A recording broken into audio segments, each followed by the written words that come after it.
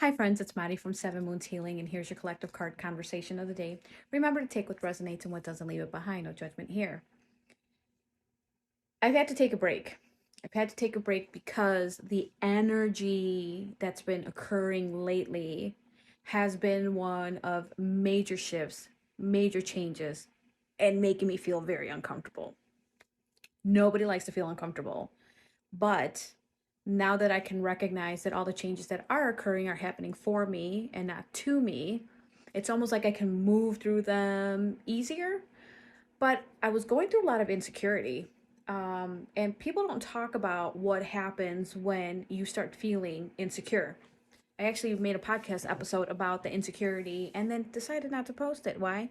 Because insecurity. So the way these cards came out today, it totally is in alignment with what most people are going through, or at least a majority of you.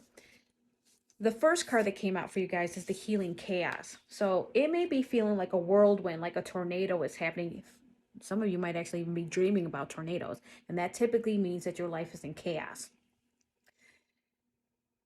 If you look at the background of this, see all the butterflies, and the butterflies are all about transformations, right? But butterfly energy also talks a lot about your mind being in 100 different directions, and the butterflies really want you to start focusing on one thing at a time.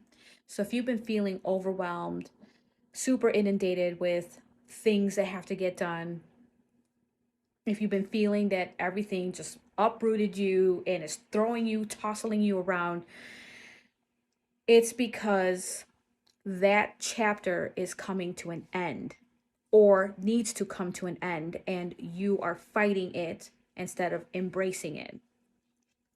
There might be relationships ending, seeking new job opportunities. It could be a friend group is ending. It could be you just realizing that something's no longer working and things need to change, but how do you move forward through that, right? So whatever that thing is, really sit with it and decide what about it is making you upset, frustrated, overwhelmed, inundated. And then who do you need to talk to regarding that in order for things to change? And if that person is not willing to accept or receive what you're trying to tell them, then perhaps it's time to move on. You don't have to live with someone who's not hearing you.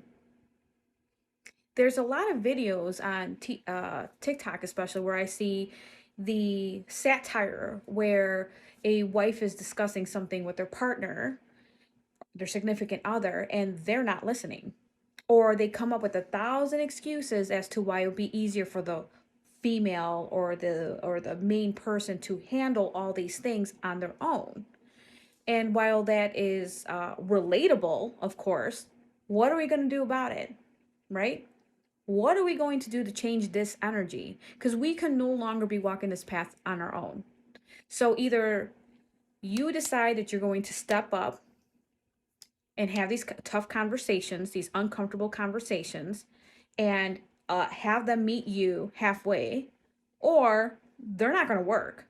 Plain and simple. There's only so long that you can walk this path in life and feel numb before you break. So the second card, which I'm not surprised, but makes sense, is the forgiveness card. So whatever hurts, whatever negative thoughts and emotions that you have been feeling, maybe towards a person, a situation, a relationship, a situationship, a friend group, work, it is time to reconcile those hurts and put it in the past. The past, it needs to be placed in the past. This does not mean that whatever was done to you, or even what you've done to someone else, that it excuses the behavior of said person.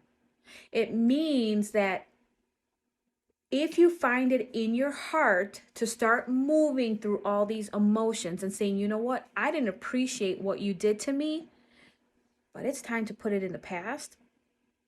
Chef's kiss. Forgiving someone is not for them, it's for you. You need to make space in your container so that you can allow newness to come in, so that you can allow the wonderful things that are coming. Because if you are tapped out, maxed out at the top, there is nothing more that can fit in. You need to release it. You need to forgive it. You need to work on the things that are holding you back, whether it's resentment, anger, fear, whether it could be something old. It could be from 20, 30, 40 years ago, and it could be something from yesterday.